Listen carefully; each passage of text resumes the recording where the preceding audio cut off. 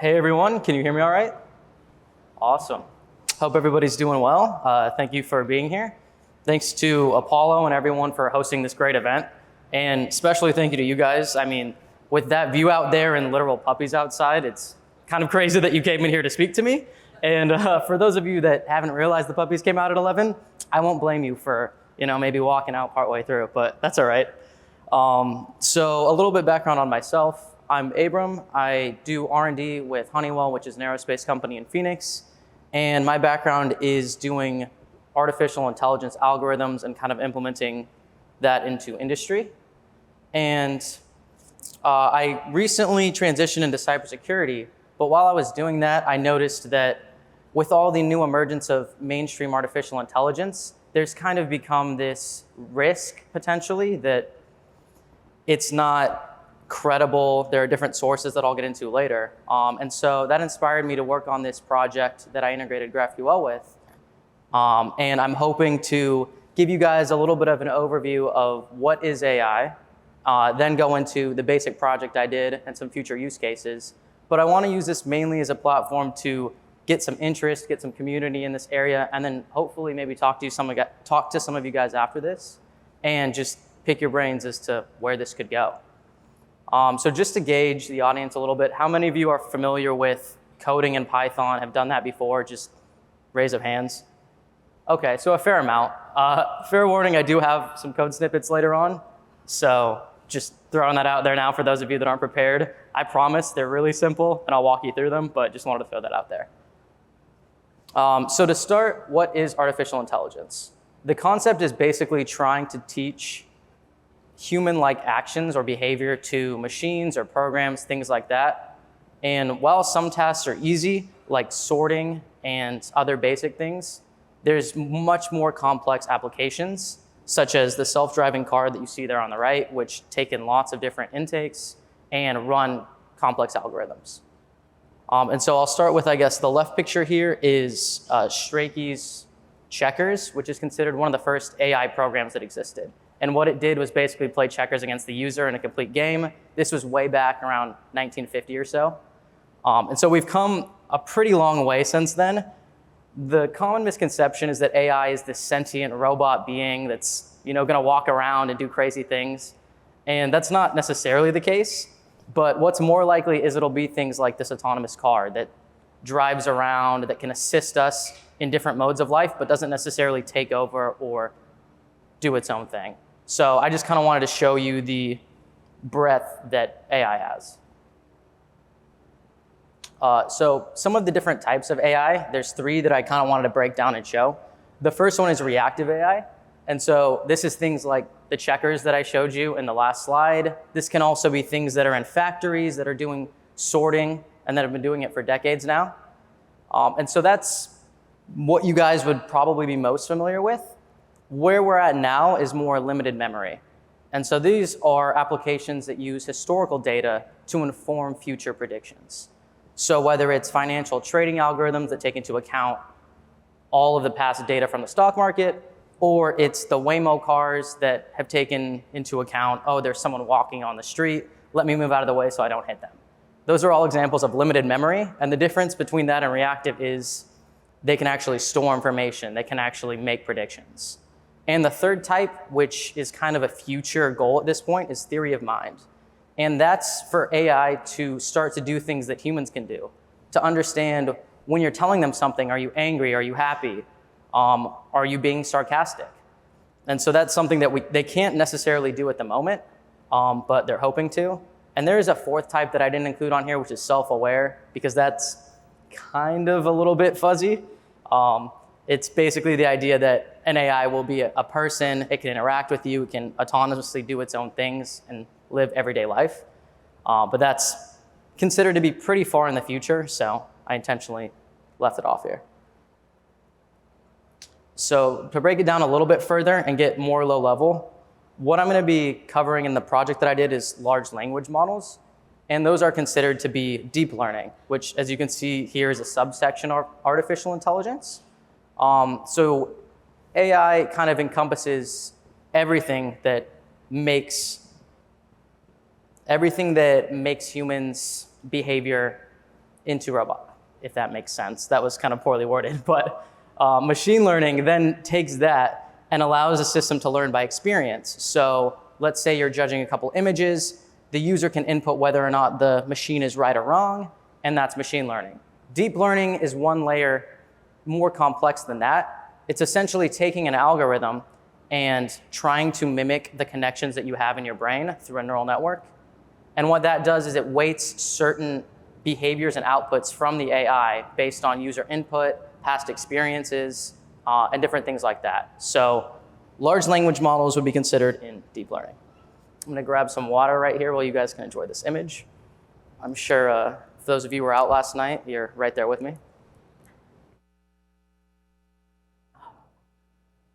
All right. So kind of the last technical slide that I have for now is explaining what a large language model is. And so a large language model is essentially a type of deep learning algorithm that can take in user input. And I'll talk about the popular one that you're probably all thinking of on the next slide. And you can enter in whatever you want. It will run it through its algorithms, and it'll generate a response, whether that's in the form of a report, an answer, a poem, anything like that. And there's also multiple different data types you can put in there. You can ask it, what is this an image of? You can say, act like this person. And it will basically scour all of its knowledge base and do its best to respond in a way that mimics a human. And so the popular example that is kind of taking over mainstream is ChatGPT. And they have different utilities that you can use, which I use for my project. And it's a seemingly innocent search bar. For those of you that haven't seen it, this is kind of what it looks like. You basically type in whatever you want to know. It will help you if you need a prompt. Let's say you're a coder and you want it to help you write a query, you could do that. Or if you're thinking of starting a new business and you want it to outline a strategy for you, we can do that too. So it's basically like if Google could give you exactly what you wanted instead of just giving you links to search for that. And so it runs a large language model, and users can actually take advantage of it on their local machines by making an implementation of it that you can run without having to go to their website. And with all this utility, there is a little bit of a danger and a risk that I'll go over, because a lot of people are just taking this at face value. I know it's very popular in the student community in doing assignments and things like that now. So some of the big risks to kind of know is that first and foremost, it is proprietary how their model is trained. So you don't know exactly what goes into it or what the program knows. And that's pretty critical, because if you were asking someone a question about something and you had no idea what their background was, how can you validate that they know what they're talking about? So that's one important thing to consider. The second is that the source of the output that it's giving you isn't repeatable. So if you ask it a question, it might give you 4 or 5 different answers if you ask it 4 or 5 different times. And while that can be helpful in some cases where you're maybe trying to brainstorm or things like that, it can also be extremely harmful if there is a right answer or a recommendation, and because it's already answered, or maybe it goes through a different way of the model the next time, you get a completely different answer. And then the last is the credibility. So there is a lot of recent experiments that kind of show how it doesn't cite data. And I brought an example just to show you. I'm not sure how visible this is out there, but essentially I asked it a question related to genes, which is the project that I'll show in a little bit. But I asked it about diseases associated with P53, which is a common tumor repressant gene. And it gives this really beautiful response. It looks nice. And some of the questions I actually verified with some friends I have that are medical field students or working in a hospital. And they said a lot of these are right, but some of them, like number 5, which is aging, just doesn't necessarily correspond to what you would recommend a doctor or someone to do. So while it can be useful, it doesn't necessarily recommend the right thing. And to the point of credibility, I asked it, can you cite your sources? And it basically tells you, no, I can't. There aren't any sources. Please review other literature or talk to a medical professional. And so it even knows that this isn't reliable information. And the potential risk that I see is if we don't have proper databases that it's pulling from, then this could be potentially dangerous for plagiarism, the spread of misinformation, and could just have really far-reaching implications. And so this is what led me to work on a little project implementing AI and integrating it with GraphQL to not only try and help make this information more credible, but to try and further the ease of access to people that might not know about how AI works or how to use queries or anything like that. And so I called it the open targets example. So I warned you earlier, this is the part where we kind of get into some of the code snippets. Fair warning.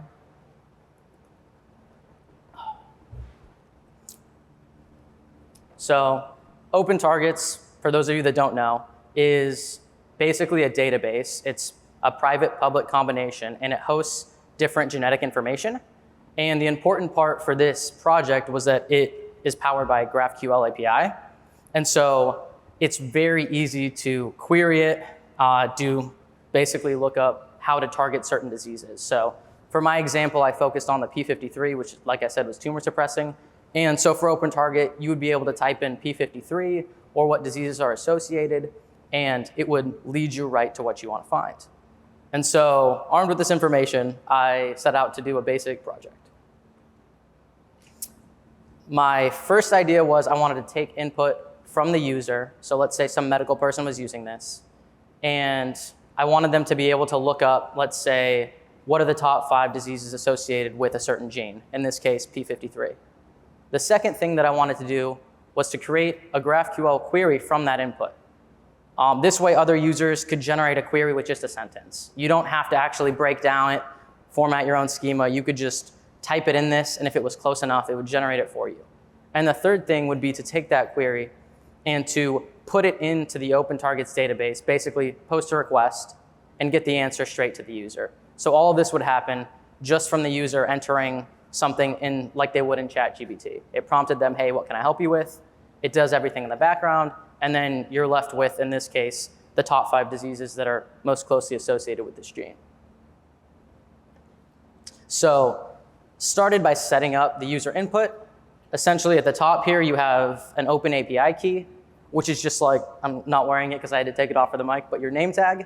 It tells the API, hey, this is who I am, this is my credentials, and then of course, because this is a product, it's also linked to your bank account because they need money in order to do that request and generate those tokens.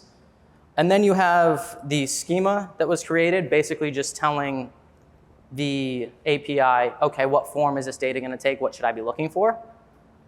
Which is, you can also prime the prompt for that. So when the user enters it in, it basically just has a jump start. It knows what to do. And lastly, the user input. So when you run the program, this is what is going to come out. I just did something simple like, what can I help you with? That way it prompts whoever's using it, oh, okay, let me enter in my response and click enter. This part is the OpenAI completion section. So this is how the actual ChatGPT program works in terms of providing a response. You'll see at the top is the type of model that they use. They have different ones depending on if you want text responses, image classification, different things like that. So for this case, I just used a text one. And then I used that prompt from before, as well as the token length. So one important thing here is you can adjust how long or short you want the response to be. And that's important because if you try and have a long response, not only does it take a little bit more time if you're doing this on a larger scale, but it's also extremely more expensive if you don't set a limit or your limit's high. So for this example, I kept it at 250 just to kind of lower costs. And then the temperature is randomness. So it's basically how likely the system is to generate something similar, or if this is a high randomness, then you can have it generate something that's completely different every time. And then the output is the information that we'll move into the next slide with. And we take the output, which is what the ChatGPT or the generative AI would come out with, and we're basically translating that into a text file. And the text file is going to be in the format of the GraphQL schema that you developed or you put in. And then you make it look a little bit cleaner, make it nice, and you're ready to request info from the API. So you guys can take a look at this. This is kind of the schema as well as the output. You can see at the top there the user input. So when I ran through this, it was what are the top 5 diseases associated with this gene? And then you can see you're basically looking for the object, size 5. And so it'll go through, run to completion, and then give you the top 5 responses.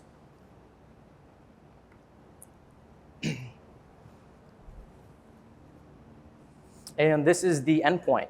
So as I said earlier, OpenTargets is powered by GraphQL. And so you're able to go to this base URL here, that first line, and that's the endpoint that you can send the request to. And then you send that query file that you had to that endpoint, and it'll give you back all the information you want. Now, the problem is it might not give you that in the response form that you'd like it to.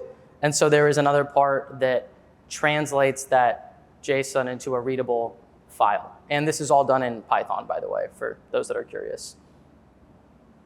And so after all this was done, and I did all the tinkering and problem solving because I had a lot of errors, this was my first time working with it, this is what it looks like running on my computer.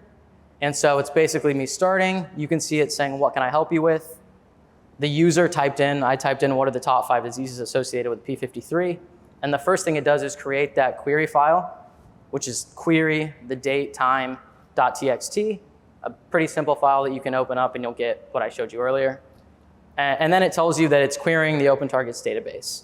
And so this is the portion that mimics what happens when you type something into ChatGPT or a generative AI. It did a little bit of loading, and then it brought the top 5 diseases that were associated. And so I'm not in the medical field a lot, so I wasn't sure if this was right or wrong. And so I went to those same people that I went to for the first response and said, does this seem right? Would this be useful to you? And they said, yeah, if we were trying to find out drugs to target certain diseases around this, all of these have slightly different approaches that actually would make sense. And I went through the OpenTargets database and was actually able to find some articles that linked to these that had drug targeting success for P53. And the important part was I could do this multiple times. It didn't change every time. It didn't give me all the fluff that I necessarily didn't want. And I could cite my sources pretty clearly. So that wasn't all of it, but for those of you that are interested in looking into all of it, you can access the full code repository on GitHub. It's down there at the bottom, the link, and I believe these slides are also going to be shared with you. So I'll leave that up in case you guys want to look at that for a second or take a picture.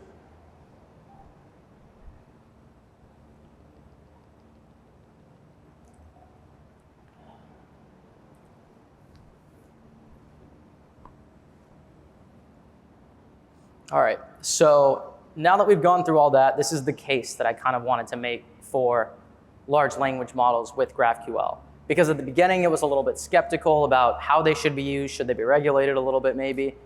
But this case clearly showed that the training data and the knowledge base is known. This is only querying the information that's in OpenTargets, the information that's credible, that's been put on there by medical professionals.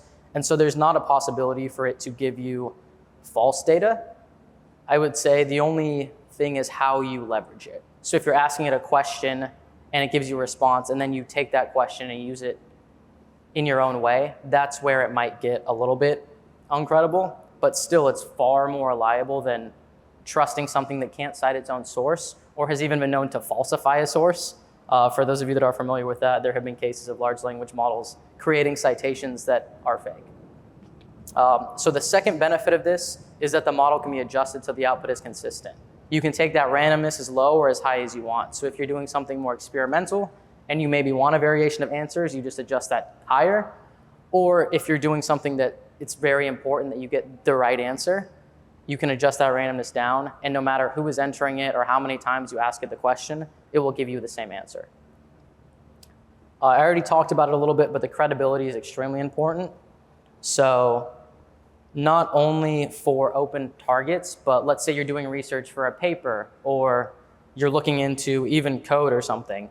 If you're not getting it from a credible source, then it devalues everything that you're doing. And the last thing, which I think is very important for this conference specifically, and I'd love to talk to some of you about, is the GraphQL query part of it. So this makes it a lot easier, not only for programmers, but for users, because they can adjust that schema that I showed you to get the hits that they want, to get only the data that they're accessing. and kind of leave the rest. And it also just streamlines that process for someone who has no technical knowledge. They can just ask a question and get their answer to it. So I think it makes a very strong case for how large language models can actually be used ethically going forward. And I've also outlined a few future use cases that I would like to talk about. The first, that's the Open Targets API symbol, and it's doing public-private databases, whether that's at hospitals or in finance, areas where the information needs to be accurate, whether you're evaluating a company or treating a patient. I think that these could be leveraged heavily there. The second is with GitHub. So this is the next stage that I was hoping to take my project to after this. I've been researching it for the last couple weeks or so. And that's generating anything from project ideas for someone who's trying to get into a new area. Let's say you want to know what the top 5 projects on GitHub are for learning AI. Hopefully you could use the API and the request the same setup that I have here, and it would just show you, hey, these are the most popular, the top 5 most credible repositories. Here's the links to them, get started. And it could even be used on an industry level. So let's say your company uses GitLab or something. You could query your own database for information. Because I know in my company, some of that legacy software, we're talking about hundreds of thousands of lines. So to sit there and dig through that when you could just automate it would be a huge advantage. And the last thing is Coursera is one of the companies that has GraphQL as its backbone. And there's a bunch more if you check the website, which I encourage you to do. And so that could be used to help find different content for students or professionals trying to get a new certificate. Could even recommend classes if you're trying to go back to school or look for something that interests you. And so I think that these, among a lot of the other companies, would just be very powerful in doing. And you would also eliminate the risk of unethically using the AI, providing verbatim what it puts out when you know that it's not credible.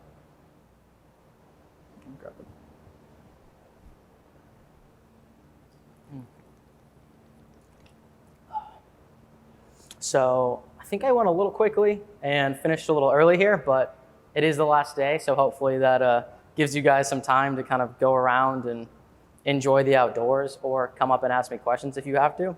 But the next slide should show contact information. I'll give you a minute real quick to do this and share your feedback about this talk in general.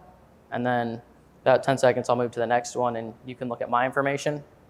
But the big takeaway from this, I'm kind of hoping, is you have a base level understanding of what the AI is that you're actually using.